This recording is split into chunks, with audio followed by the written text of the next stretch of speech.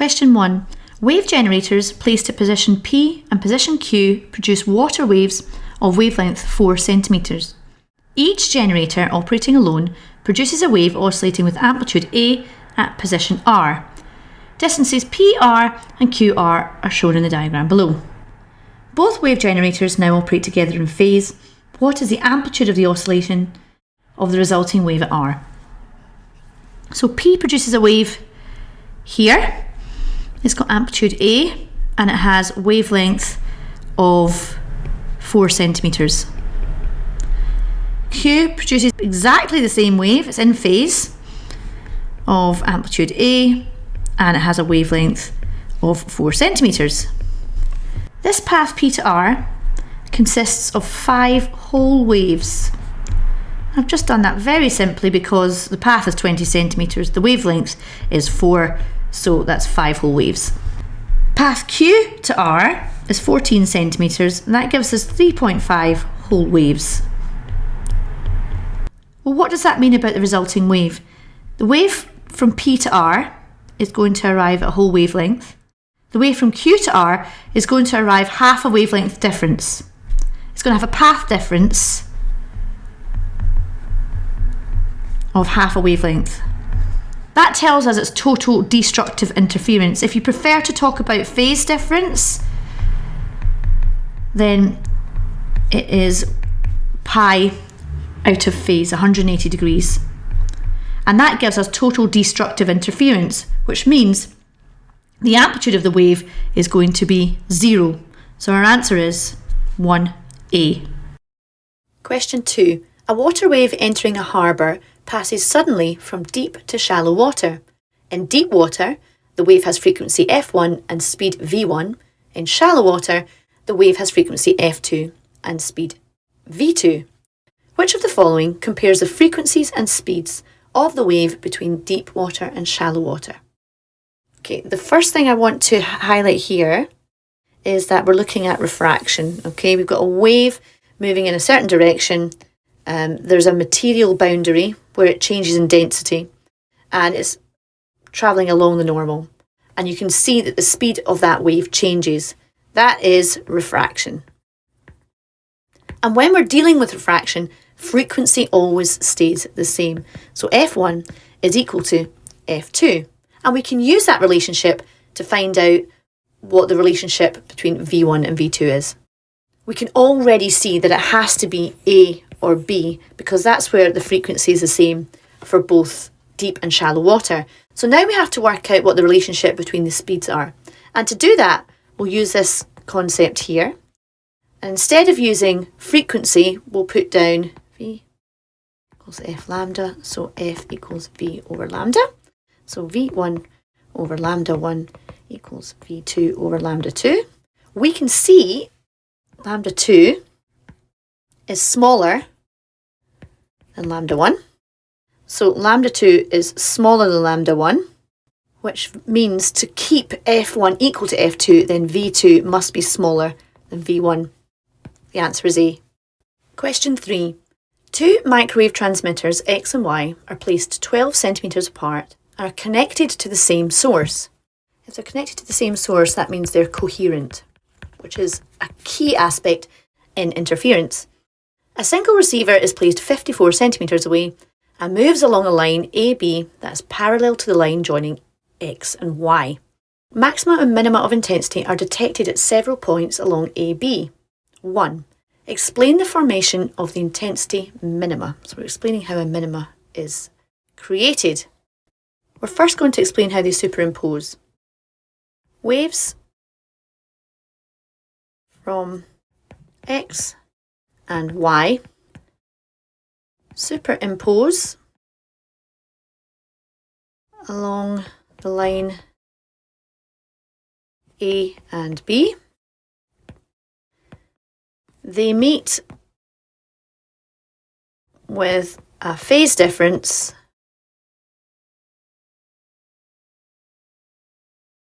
of pi.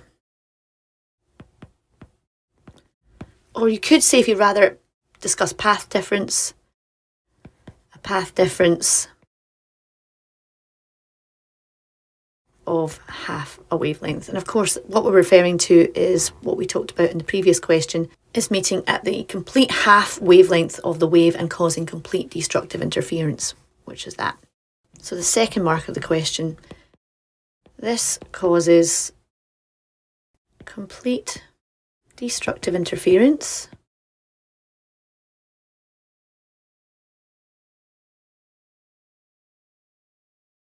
and minimum intensity.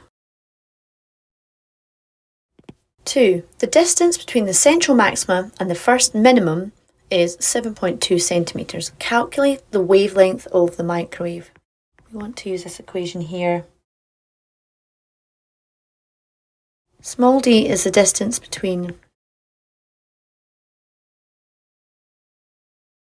maxima. And in this case, you want to put down 7.2 centimetres, but please remember what we have is our A to B screen there. We have our central maximum, and then we have these maximum going out to the side. The distance explained in this question is the distance between the central maximum and the first minimum. Here is 7.2 centimetres, but small d in this equation is actually the distance between the two maxima. So the distance between two maxima is 2 times 7.2. S is the distance between the slits, and we were told that that is 12 centimetres. D is the distance between the slits and the screen, which is 54 centimetres. So lambda is equal to 12 times 2 times 7.2 divided by 54, and it's all in centimetres, so that's fine, which gives us a value of 3.2 centimetres. Now, does that value seem reasonable for the wavelength of microwaves? We want to conduct a reasonableness check. And what that means is you have a look at it and say, does that sound all right? Yeah, well, of course, microwaves do have a wavelength within the centimetres, so that seems fine to me. Question 4. A light ray passes from air to water as shown. Before I even look at the rest of the question, I'm just going to draw the normal in. I'm going to draw that, and of course, because it's moving into a more dense material, we know it's going to bend towards the normal. So that's our original instant angle, and that's our refracted angle there. What are the changes in wavelength of the light and the change in the angle the ray makes with the normal? Well, we can see already that the angle decreases, so it has to be B or D. And the wavelength, we saw from question 2, will decrease, so our answer is D. Question 4D. Question 5. 2 pulses are travelling towards each other. What is a possible pulse shape when the pulses overlap? So when we have this small shape overlapping with the other small shape, then the amplitudes add, don't they? So I'm suggesting the answer is A. Question 6. When a sound wave travels from a region of hot air to a region of cold air, it refracts as shown. What changes occur in the frequency and wavelength of the sound as it passes from hot air to cold air? Hot air we know is less dense. Cold air is more dense. So we expect it to bend towards the normal because it's going from a less dense to a more dense situation, and we can actually see that. What that means is, of course, is refraction. The frequency always stays the same, so frequency is unchanged and the wavelength decreases. Our answer is B. Question 7. A student investigates how light can be used to measure the speed of a toy train. We've got laser light going through a double slit. We know that laser light is coherent, so that's going to be important when we think about interference. The distance between the slits we can see is 1.5 millimetres, which is 10 to the minus 3 metres. And we can see that the distance between the slits and the screen is 5 metres. So we've got a bit of information there. And what happens is the toy train moves along this screen, and we will expect it to experience a series of maximum and minimum intensity on this light sensor here. Light from a laser is instant on a double slit. The light from the slits is detected by a light sensor attached to the train. The graph shows the variation with time of the output voltage from the light sensor as the train moves parallel to the slits. The output voltage is proportional to the intensity of light intensity on the sensor. Okay, so we're seeing a series of maximum and minimum as expected. A. Explain with reference to the light passing through the slits why a series of voltage peaks occur. To answer this question, let's look at our explanation quadrant. The first part of the quadrant is our diagram, and the diagram that springs to mind for me is this idea of superimposition. So for minimum intensity, we have complete destructive interference, and for maximum intensity, they're in phase, and we have complete constructive interference. So the keywords we want to use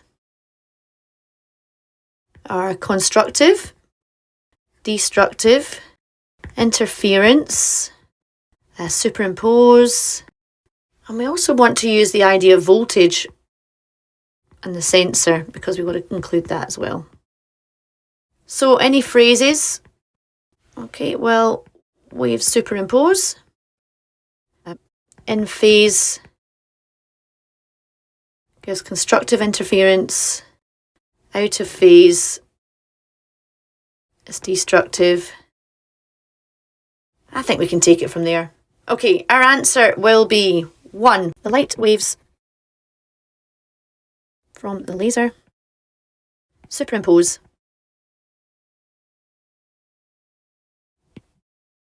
after passing through the double slit. The second point will be explaining when the waves meet either in phase or out of phase, it causes maximum or minimum intensity. If the waves meet in phase, I'll put 0 or 2 pi, then constructive interference takes place, which is maximum intensity. If the waves meet out of phase, and that is pi, it's minimum intensity. And finally, we have to link it back to this idea that, the light sensor. The output voltage for the light sensor is proportional to the light intensity. So therefore, minimum voltage for minimum intensity. B1. The slits are separated by 1.5 millimeters, and the laser light has a wavelength of 6.3 times 10 to the minus 7 meters. The slits are 5 meters from the track. Calculate the separation between two adjacent positions of the train when the output voltage is at a maximum. So we want to find out what this value is. Let's use lambda equals SD over D, and we're going to rearrange for D. So D is equal to lambda D over S. And the answer is 2.1 times 10 to the minus 3 meters, which is 2.1 millimeters. B2. Estimate the speed of the train. Well, speed equals distance over time. And we know that the distance between two maxima is 2.1 times 10 to the minus 3 meters. And now we need to know the time between two maxima, and we can find that from the graph. Got maxima here and a maxima here. That's a really wonky line that I've drawn, but I'm going to say that the time between the two maxima is 25 milliseconds. And that gives us a value of 8.4 times 10 to the minus 2 meters per second. Question 8. In a double slit experiment, a source of monochromatic red light is incident on slits S1 and S2, separated by a distance d. A screen is located at distance x from the slits.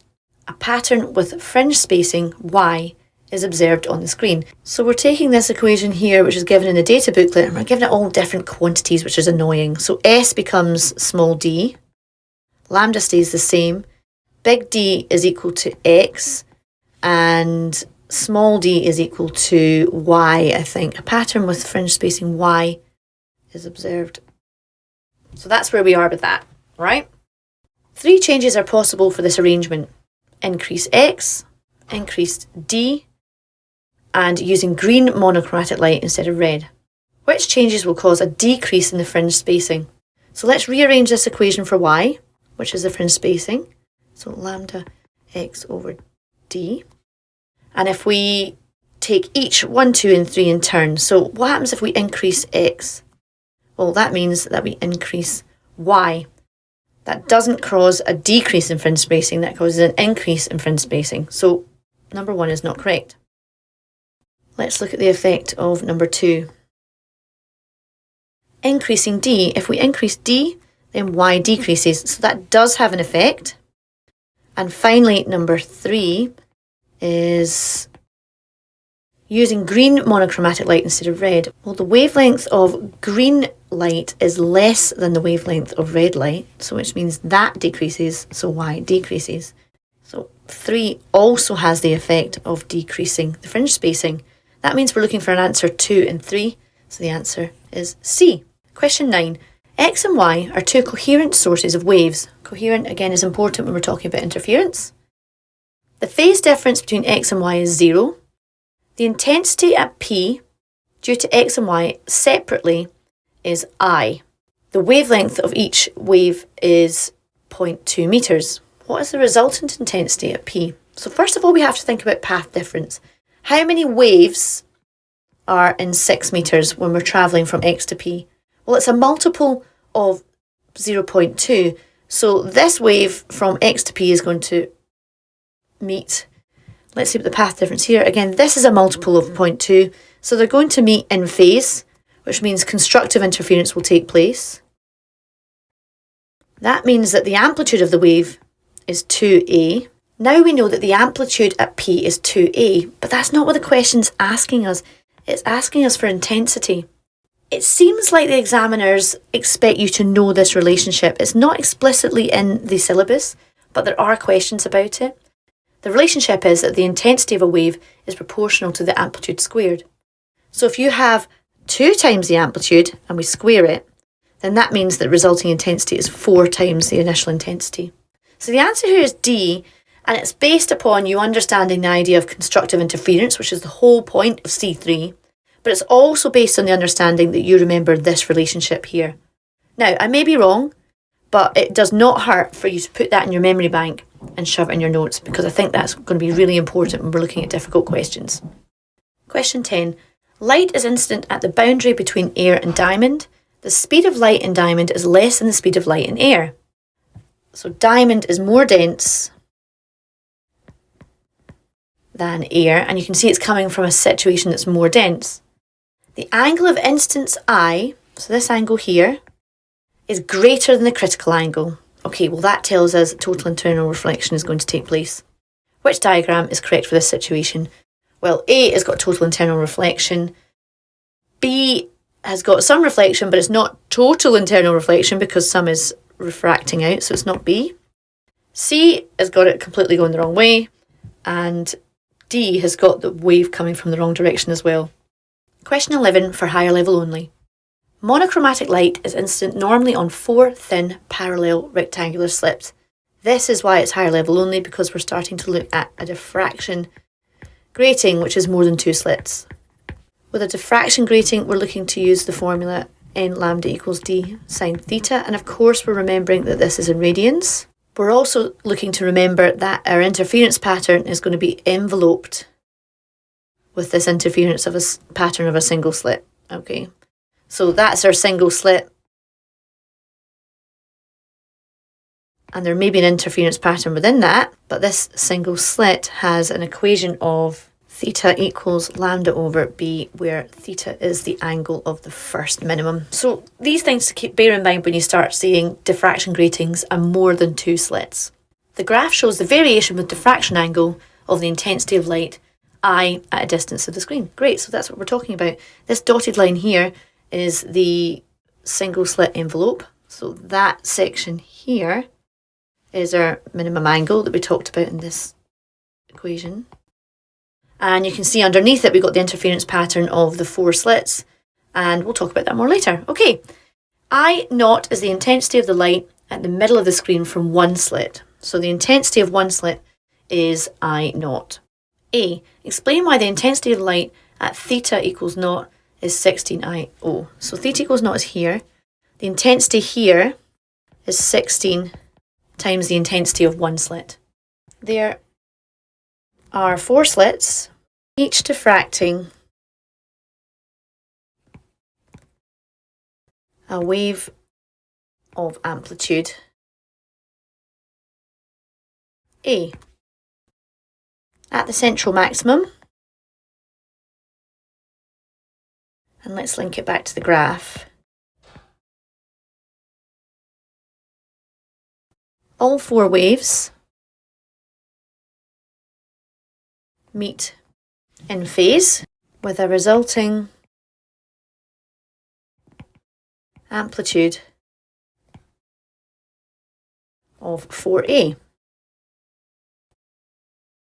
Intensity is proportional to A squared.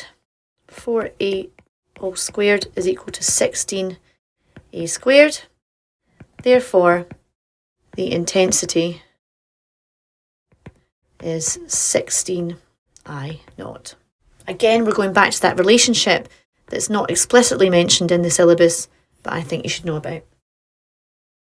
B1. The width of each slit is equal to 1 micrometer. Use the graph to estimate the wavelength of light. So let's go to the graph and see what information we can use there. I'm going to use this envelope of the single slit. The angle of the first minimum is equal to 0.1, 0.2, 0.3, 0.4. It's not quite 0.45. I'm going to say the first angle of the first minimum is 0.43 radians. Lambda equals 0.43 radians. Because we were looking at the single slit diffraction envelope, we can use the equation theta equals lambda over b. So lambda is equal to theta b. So we've got 0.43 times b, which is 1.0 times 10 to the minus 6. And that gives us an answer of 4.3 times 10 to the minus 7 meters. Now the reason we can use that equation, which is the single slit diffraction equation, is because we were looking at the single slit, the envelope over the top of that interference pattern. We can only use that equation when we're looking at the single slit envelope. B2. Determine the separation of 2 consecutive slits. We want to find out what D is. And in this case, we're going to use the equation for the diffraction grating, because we're going to look at the interference pattern underneath that single slit envelope. We know that lambda from the previous question is equal to 4.3 times 10 to the minus 7. So let's find out what n and sine theta is. Go up to our graph. N equals 1 means we're looking at consecutive maxima. N equals 2 means we're looking at 2 consecutive maxima. I'm going to use n equals 2 in this case because it's easier for me to make the calculation, right? So if we say n equals 2, then the angle between the 2 maxima is easier for me to calculate. You can see that the angle is 0.1, 0.2, 0.25 radians. And that's going to be theta equals. Let's take that data down. N equals 2, theta equals 0.25 radians. Let's pop it all in. D is equal to n lambda over sine theta. 2 times. And remember, this is in radians. And that gives you a value of 3.4 times 10 to the minus 6 meters. C. The arrangement is modified so that the number of slits becomes very large. Their separation and width stay the same. So everything in this equation above has stayed the same. 1. State 2 changes to the graph on page 20 as a result of these modifications. Well, it's not page 20, but we know what graph we're talking about. If we increase the number of slits on a diffraction grating, what happens, and this is just knowledge you need to know, is the maxima become narrower and more defined. The second thing is that the minima, the secondary minima, and let me just explain to you what the secondary minima are. Let's go back to the graph. These little things here, they become smaller. So we get these maxima becoming thinner and more defined, and the secondary maxima becoming smaller. Become smaller, less intense. A third thing you could say is that the primary maxima, which is the maxima that we're talking about,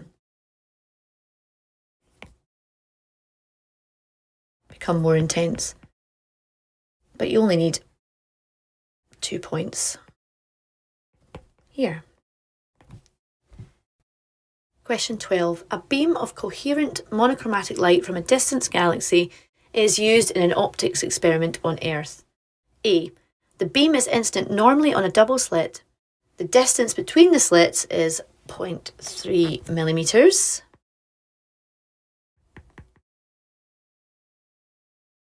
A screen is at distance d from the slits. The diffraction angle theta is labelled. A series of dark and bright fringes appear on the screen. Explain how a dark fringe is formed, and it's 3 marks. We did this earlier. Okay, the first mark is explaining that they superimpose. The waves pass through the double slit and superimpose.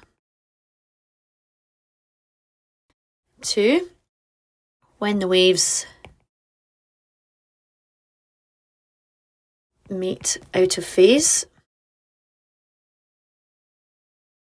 or with a path difference of ½ lambda, the waves destructively interfere. And our final mark for that is destructive interference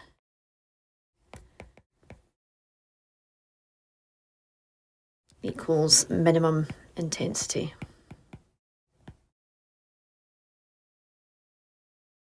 Equals dark. 2. Outline why the beam has to be coherent in order for the fringes to be visible. Interference only takes place when the waves are in phase before the slits. Therefore, they must be coherent.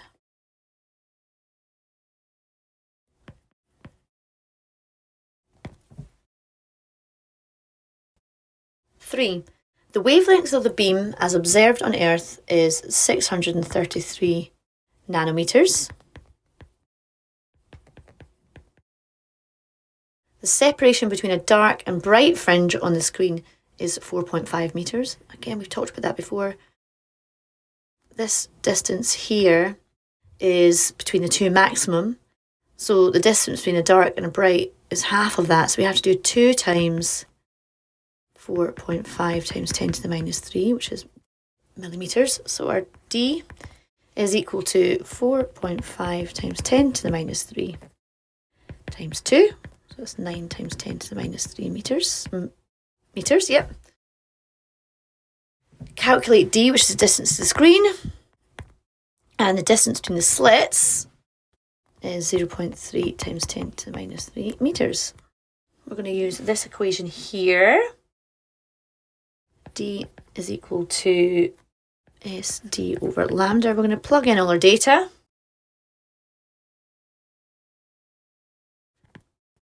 And that gives us a value of D as 4.27 meters. The graph of variation of intensity with diffraction angle for this experiment is shown. So we have our single slit envelope.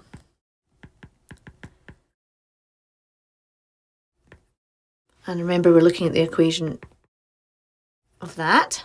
So this angle here, this missing peak, is at the angle lambda over B. And then underneath it, we have this double slit interference.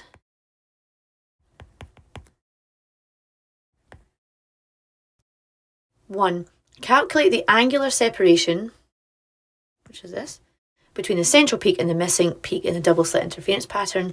State your answer to an appropriate number of significant figures. We could use the single slit envelope, but B is the width of one slit. And we don't actually have that value yet. Well, what do we have? Well, we've got the distance between the slits. Call that D now. 0.3 times 10 to the minus 3 metres.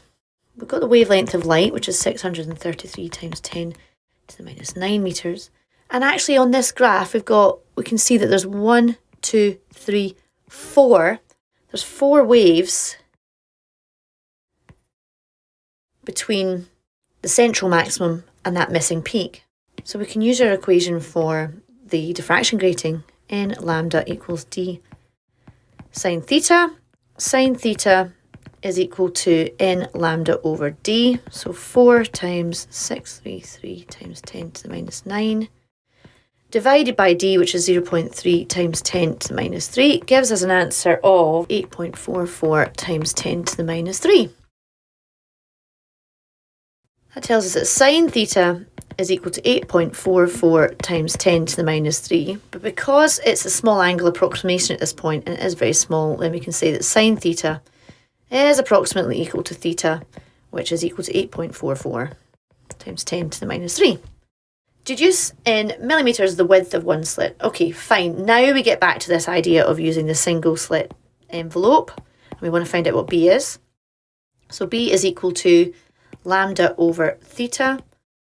We've got 633 times 10 to the minus 9 divided by 8.44 times 10 to the minus 3, which gives us an answer of 7.5 times 10 to the minus 2 millimetres.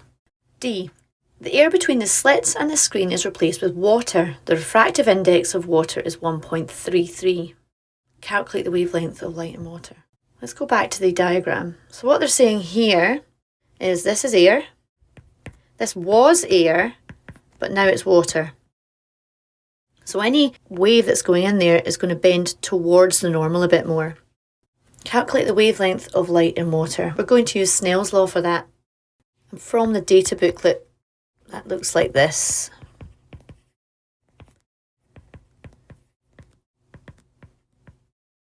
And we're going to do a little extension. Okay? And we're interested in wavelengths, so we're going to simplify this down. We're going to say N1 is the refractive index of air, N2 is the refractive index of water.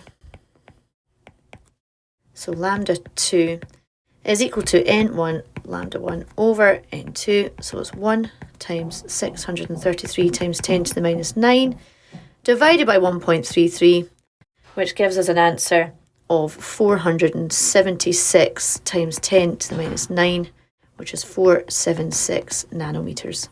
And our last question, state 2 ways in which the intensity pattern on the screen changes. Well, one of them was already indicated. You notice that when the rays hit the water, it will bend towards the normal, which means that the intensity pattern will become more narrow.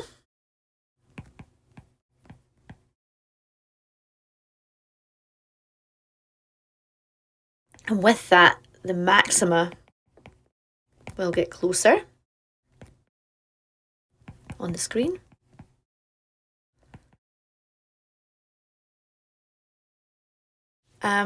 When a wave enters a more dense medium, the amplitude decreases. So on entering water, wave amplitude decreases because it loses a little bit of energy. Therefore, the intensity of maxima on the screen will decrease also.